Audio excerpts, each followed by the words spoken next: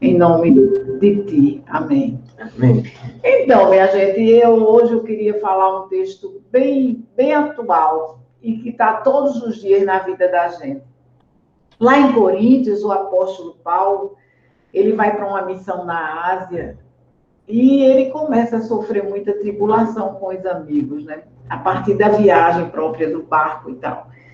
Então, no relato dele, em 1 Coríntios, ele diz assim, ele compartilha dizendo o seguinte: a tribulação está sendo maior do que eu posso suportar. E aí a gente se questiona, né? Quantas e quantas vezes a gente já não disse a gente mesmo, meu Deus, está maior, eu não vou aguentar passar por isso. Isso é demais para mim, eu não vou aguentar. Não é? E o apóstolo relata isso com uma riqueza de detalhes, dizendo que, pedindo para que as pessoas orassem por ele, né? Porque ele verdadeiramente estava numa situação que o desespero estava chegando ao limite da dor. Um limite tão grande que alcança a esperança. Porque a gente sabe que, a gente diz que a última coisa que a gente tem na vida que possa não sair da vida da gente é a esperança. E, na realidade, existem sofrimentos e tragédias na vida de todos nós que muitas vezes nos levam a não ter esperança, né? Não ter, retira a esperança dos nossos corações e começa um caminho para baixo, né? Um caminho que nos leva a nos sentir tristes, a nos sentir pessimistas, a nos sentir com esse tempo de depressão, que é uma coisa hoje tão normal. A gente ouvir falar que a pessoa está com depressão, que a pessoa está assim. Até crianças hoje são depressivas, o que a gente nem achava que um dia a gente ia falar tão normalmente de crianças depressivas. Seja por falta de conhecimento, porque eu acredito que lá atrás muitas de nós precisou de um acompanhamento psicológico, e até por conta do tempo, por conta da falta de esclarecimento nessa área, e até por falta de financeira, né? Os pais antigamente não enxergavam como a gente enxerga hoje. Hoje eu acho que a responsabilidade de uma mãe é muito mais forte do que lá atrás, porque, inclusive, se a criança não tem uma assistência psicológica quando ela está precisando, essa responsabilidade vai cair no colo daquela mãe. Porque hoje você tem que estar atenta ao psicológico da criança, que é muito mais importante do que todas as outras coisas, né? Eu comentava, como eu comentei com vocês na última reunião, que aquela família que a criança de 8 anos está passando por uma depressão, está sem comer, está triste, deprimida, porque os pais não estão se dando bem. Então, a gente sabe que, mesmo você não tendo condições financeiras, tendo uma condição financeira de pagar colégio, de pagar isso, aquilo, mas quando uma criança começa a dar sinais que ela está com problema psicológico, que ela está precisando de algum tratamento, e a mãe tem que ver isso, então, na realidade, você tem que deixar todas as outras coisas, porque eu acho até que um estudo na vida de uma criança de 8 anos tem que ser adiado, porque a cabeça sadia de um adulto que vai crescer, vai ser daquela criança, não vai se tornar um adulto inseguro, não vai se tornar um adulto cheio de trauma, não vai se tornar um adulto com síndrome de pânico. Então, tudo isso é muito importante e a gente tem sempre que estar atenta. Lógico, eu não sou mãe, mas eu, como acompanhei algumas filhas espirituais, e porque a Helenisa também tem a idade de ser minha filha, a gente fica atenta a esses comportamentos. Foi por causa de Helenisa que um dia eu procurei a psicologia, né? Foi por causa de Helenisa que eu queria entender esse relacionamento cruzado de mamãe com ela, por conta da diferença de idade. E eu me acheguei à psicologia, e graças a Deus por isso, porque hoje eu percebo claramente que, por exemplo, se eu tenho algum problema, se eu estou deprimida, se eu estou com alguma coisa, a primeira coisa que eu faço é correr, sem medo, para um psiquiatra ou um psicólogo. Isso, voltando para o texto da gente, nem sempre é assim, porque a gente, quando passa por essas perdas irreparáveis, quando a gente passa por esse sofrimento, a gente tem essa tendência de enxergar muito mais a tragédia. A gente tem a tendência de valorizar muito mais a tristeza que, por vezes, teima em não sair do nosso coração. E se a gente não abandona, aí a gente sempre diz assim, não sei se vocês concordam comigo, mas foi a vontade de Deus, mas que Deus permitiu. Só que a gente não enxerga o suficiente para a gente saber que a gente tem que tirar de dentro da gente essa imagem de que Deus controla o povo dele, o mundo, como se fosse um técnico de um trem, um maquinista. Não é bem assim. Não é bem assim. Deus, e nós vivemos num mundo mau, num mundo de pecado. E a gente não se apercebe de que, apesar da tragédia, a gente pode perceber, sim, o livramento de Deus e a mão de Deus agindo em nosso favor. E aí, nesse relato de Paulo, é muito interessante, porque a gente não está falando de qualquer figurinha, não. A gente está falando de um personagem que é o apóstolo Paulo, né? Aquele que, por conta de que Deus usou ele, é por isso que nós nos juntamos e somos um povo só para Deus, não é? Porque o apóstolo Paulo, Deus utilizou para juntar as pessoas que não eram judias, e hoje nós fazemos parte desse povo de Deus, somos adotados por Jesus Cristo, pelo coração de Jesus e pela graça de Deus. E aí, partindo-se desse princípio, a gente sabe também que as pessoas que partilham do Evangelho de Deus não precisam ser pastores, padres, mas as pessoas que partilham, pode ser eu, pode ser uma de vocês, com certeza, quando a gente partilha e a gente absorve o sofrimento daquelas pessoas que nos confessam alguma coisa, né? Aquelas pessoas que o sofrimento a gente escuta, e que isso é uma capacidade que vem de Deus, mas que tem que ser enfrentada com muita responsabilidade. E eu fico, às vezes, me admirando quando, muitas vezes, eu escuto isso e outros, as pastores, as pessoas que falam de Deus, dizem assim, eu queria tanto que Deus me desse uma unção que você tem. Eu já escutei isso, embora eu tenha consciência de que Deus me utiliza em alguns momentos que Ele necessita, se faz necessitado em mim, para que eu possa contribuir, porque eu digo, Senhor, me usa, me usa, me usa, eu quero estar sempre disponível. Então, tem todo esse panorama que ajuda a gente a compreender esse reino de Deus. Por exemplo, o profeta Elias, Eliseu, né, que foi o discípulo de Elias, Elias já estava velho e Eliseu era jovem. Eliseu diz assim, eu quero que o Senhor Deus me dê uma porção dobrada da unção que Ele me dá da sua vida. E aí, Elias, que a gente sabe do sofrimento de Elias, Elias teve uma grande depressão porque o povo idólatra não deixava de idolatrar os ídolos, enfim, desobedecia a Deus, e ele quase, quem alimentou Elias na depressão, a gente sabe que foi Deus através de uma pomba que levava alimento para ele diariamente. Então, Elias olhou para Eliseu e disse, Eliseu, você não sabe o que você está pedindo. Porque essa carga é tão grande, que conviver com essa carga sempre foi o meu desafio. Porque é um sofrimento tão grande que a gente passa. E é isso que eu estou querendo dizer para vocês. Às vezes a gente, para ser uma missionária, ou para enfrentar esse chamado que Deus faz a gente precisa verdadeiramente saber que a vida da gente, evidentemente, tem sofrimentos, tragédias muito grandes, mas o mais, porém, contudo, todavia, na Bíblia, tem um outro significado para todos nós que partilhamos a palavra dele. Porque, apesar de tudo isso, a gente sabe que a gente pode acender o pavio a qualquer momento para voltar a acender aquela chama que está com a fumacinha, que se chama esperança. Então, é sobre isso que eu queria falar para vocês hoje.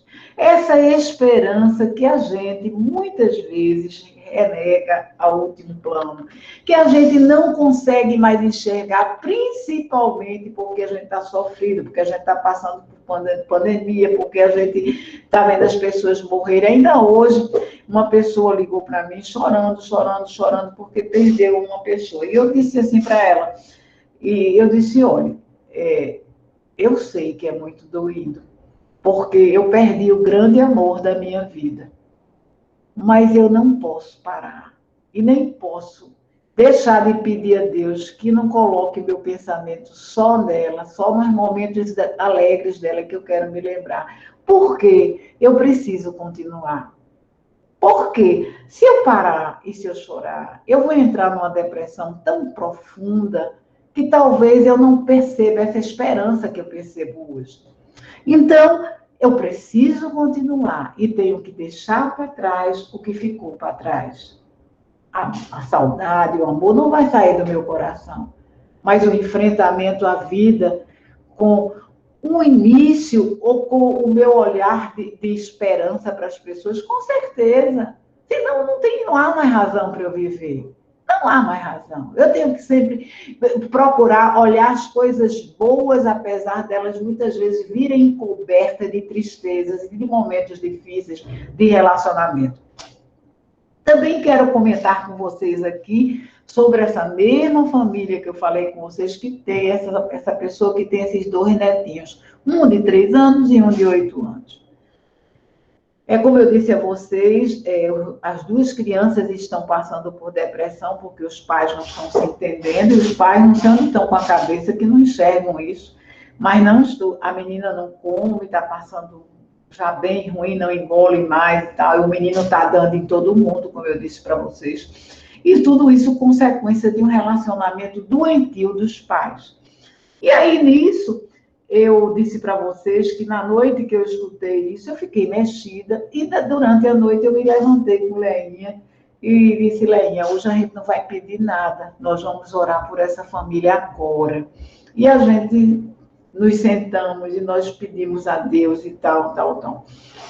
Quando eu voltei para o meu celular, tinha uma mensagem dessa pessoa dizendo assim, enquanto eu falava com você no telefone, meu marido se reunia com minha filha e tentavam passar para esse outro filho dela, que tem essas 2 crianças, a importância de se procurar uma ajuda psicológica para as crianças. E aí, ele começou a concordar que precisava começar um tratamento antidepressivo. Eu fiquei tão emocionada com isso que eu disse, eu não acredito, Senhor, porque a gente não tem. A gente sabe que a gente não é nada e, de repente, Deus estava fazendo ali, na hora, aquela transformação, porque realmente eu estava vendo a hora todo mundo morrer naquela família. E aí, eu fico imaginando, né, o apóstolo Paulo, quando ele fala nesse relato, dessa tribulação que ele passou, que foi maior do que ele podia suportar, ele diz, a sentença de morte já está decretada, porque todos nós vamos morrer. Mas, através de Deus e por conta da oração que todos vocês fazem e fizeram a Deus por nossa causa, pela graça de Deus e pelo testemunho que eu preciso dar, somos mais do que vencedores de Jesus Cristo. Então, quando o apóstolo Paulo diz isso, ele está querendo dizer que ele está, primeiro, ele está confessando a sua fraqueza e a sua vulnerabilidade diante da tribulação. Ele está sendo humilde em dizer que passou do limite. E ele está ressaltando que o povo de Deus, através das orações, estão fazendo com que ele possa superar aquele momento. Isso é uma questão. Outra questão, também que me chama muita atenção, é com relação a um personagem que a gente não está na boca da gente todos os dias. Porque não é como Davi, não é como Pedro, não é como Paulo, mas lá atrás, no Antigo Testamento, o nome dele é Josafá. Ele reinou entre o rei Saul e o rei Davi. O que foi que me chamou a atenção em Josafá? Ele começou a reinar quando ele tinha 35 anos. E o seu reinado durou 25 anos. Ele foi um homem que ele fortaleceu as fronteiras, ele foi rei de Judá. Ocorre que ele faz um acordo com Acabe em Israel para que possa ter paz entre Judá e Jerusalém. E nesse meio tempo de tratativas, como hoje ele está se falando tanto, né? Principalmente o ministro da Saúde, ele usa muito tratativa. E através dessas tratativas, ele foi surpreendido que 3 povos iam invadir Judá de uma forma que ele não tinha como vencer. A cidade ia por terra. Então, o que foi que ele fez? Eu estou contando para vocês da minha linguagem porque é mais assim simples. Então, o que foi que ele fez? Ele buscou ao Senhor. Ele buscou o Senhor e se ajoelhou e disse: meu Senhor e meu Deus, eu não sei o que fazer e nem tenho como fazer. Por favor, Senhor, o que faço? Nesse íntere, Jesus, Deus, responde e conclama o povo todo para fazer jejum e oração em frente ao templo. Josafá levou isso tão a sério que ele chamou não só homens, mulheres, adolescentes, mas crianças e os filhos de colo. E ali eles oraram. E olha que coisa linda que Deus respondeu a Josafá. Chame vários homens entre o povo para que eles possam louvar e cantar na frente do exército que vai invadir a cidade. Minha gente, É muita fé, que né? coisa mais linda. Os homens foram de encontro ao grande exército do inimigo. E aí eles foram louvando. Primeiro eles fizeram o jejum, como Deus mandou. E eles foram louvando, louvando. E enquanto eles louvavam, Deus criava emboscadas para aquele grande exército e uns destruíam os outros. E aí eu fico pensando, os nossos olhos estão em ti, Senhor. Eu fico pensando, que Deus maravilhoso é esse? E como diz o cântico, né? Aquele cântico que a gente já cantou tanto, louvem, na hora da dor, louvem, na hora do sofrimento, louvem. Que poder maravilhoso que Deus coloca às nossas mãos para que a gente possa verdadeiramente encontrar essa esperança que muitas vezes se diz perdida por tantos. Que você não existe maior tristeza é você encontrar uma pessoa que diz: eu não tenho mais esperança de nada. Isso não vai dar certo. Meu Deus, não tem como. Quando a gente sabe que Deus pode mudar ministérios, mudar poderes, para que a gente possa se achegar a Ele, que a graça dele possa ser derramada em nós. Hoje, Deus me deu uma grande alegria. E nem comentei ainda com Leinha, e um grande, assim, uma revelação que Deus me deu. Vocês sabem que eu tenho uma de vocês sofrendo de depressão. E vocês sabem também que eu amo demais essa pessoa. E eu sofro noite e dia e noite, com a doença que está nessa pessoa, que eu amo demais. Então, isso já se passam 5 meses e eu não sei como agir, nem como fazer. Eu fico tentando, dentro da minha finitude e da minha fragilidade e também da minha impotência, criar coisas que eu possa não me fazer esquecida, não por conta do coração, dela, mas por conta da doença que por vezes avança e faz você não se importar, nem se lembrar mais do outro.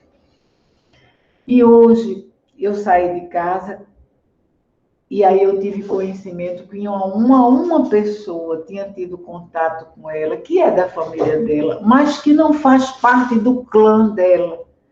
E eu imaginei que poderia ter uma visão mais ou menos parecida comigo, porque não faz parte de um clã tão da casa dela.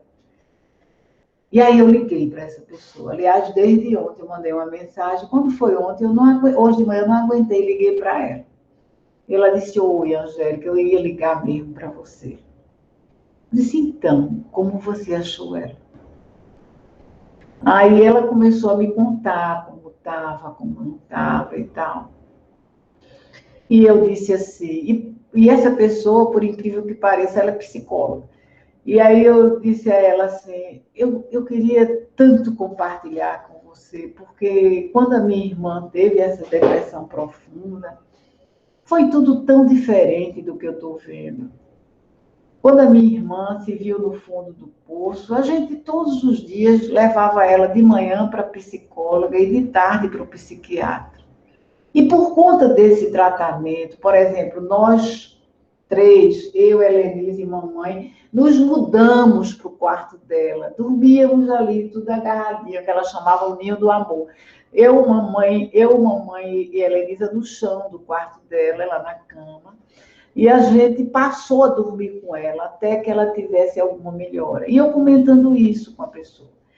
E eu dizia assim, e eu não sei como é esses tratamentos de hoje, porque eu ficava com a mamãe procurando pessoas que ela gostasse e que pudessem ligar para ela, para trazer mensagens boas, assim, enfim. A minha vida tem um divisor de águas que não foi a morte de mamãe, mas foi sim a depressão da minha irmã. Eu era uma pessoa antes da depressão dela. E hoje, depois da depressão, todas nós somos outros. Eu comecei a ter muito cuidado e tenho até hoje com a cabecinha dela. Tem coisas que ela sabe disso, que eu volto atrás para ela, porque o que me importa é a cabecinha dela boa. Então, e hoje eu sou muito feliz, porque a cabeça dela é melhor do que a minha. Então, assim, e eu começava a explicar isso para a pessoa que estava me ouvindo, e eu dizia assim, eu não sei o que eu faço. As minhas mãos param no meio do caminho, porque eu não sei o que eu posso fazer. Eu só sei, eu sou incomodada diariamente por Deus, porque eu não sei o que Deus quer que eu faça, mas a realidade é que eu não sei. E aí essa pessoa parou, mandou uma foto dela para mim. E dessa pessoa amiga, querida, que eu não vejo há 6 meses. E aí ela disse assim, Angélica, eu queria lhe dizer uma coisa. Não tenha medo. Eu nunca vi um amor tão grande dela por uma pessoa como eu vejo por você. Por favor, o que você está me contando é o que ela está precisando.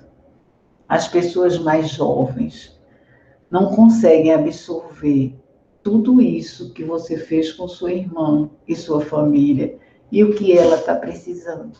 Não desista dela. Se empenhe. Você vai receber muitos não, mas dê um jeito de vê-la. Ela não vai resistir ao amor que ela sente por você. Porque em todas as ocasiões que ela esteve comigo, o que ela falava de você foi o que me fez gostar de você. Angélica, a gente vai ficar unida. E você vai inventar assim, assim, assim. E eu parei no carro, eu ia na farmácia, seu Gilson já tinha chegado lá na farmácia, e eu dentro do carro. E assim como Josafá, eu estava recebendo a resposta de Deus. Deus estava me dizendo, não tenha medo, Angélica, ela vai ficar bem. Agora você precisa se empenhar mais. Você precisa procurar o que eu quero que você faça. E essa resposta de Deus que eu espero há 6 meses. Quem me conhece de perto, quem vive da minha intimidade, sabe o quanto eu estou sofrendo. Porque não basta você desejar que o outro fique bom. Não basta você só perguntar como está o outro. Não é suficiente. Quando o amor de Deus está entre duas pessoas, é muito mais forte do que vocês podem imaginar. Não basta eu ter a minha vida redonda, eu ia bem, e eu assistindo a um sofrimento que mexe comigo e me faz me voltar para ser um Elias ou um apóstolo Paulo na partilha do Evangelho de Deus. E aí, eu não poderia deixar de falar para vocês hoje, dizer o que Deus fez e o que Josafá proclamou. Eu estou com medo. Eu não tenho o que fazer. Eu não sei o que fazer. Por isso, meu Senhor, eu estou buscando a Ti. E a resposta de Deus foi para Josafá: não tenha medo. Quem vai pelejar por vocês agora sou eu.